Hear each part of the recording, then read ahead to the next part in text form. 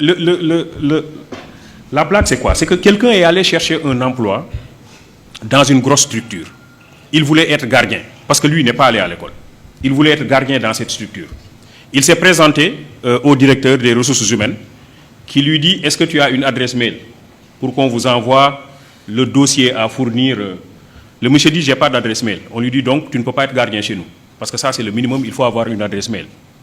Le monsieur part et en rentrant, il voulait acheter une barre de cigarettes et il a vu qu'il n'avait pas de boutique sur toute la ruelle.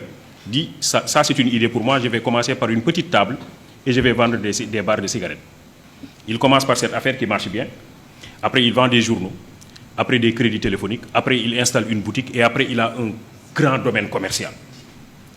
Et un master en comptabilité est venu le voir pour être recruté dans son entreprise.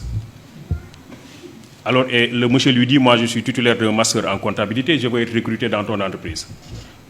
Je veux que tu me donnes ton adresse mail, et comme ça, une fois à la maison, je t'envoie tout mon dossier dans ton adresse mail, dans ta boîte mail. Et le monsieur lui dit: j'ai pas d'adresse mail.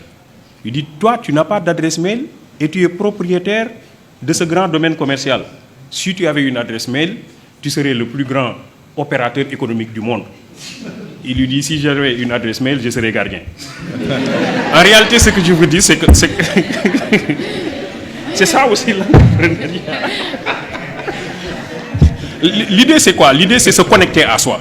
Et pour pouvoir interroger les multiples opportunités qui existent dans la localité, dans l'environnement.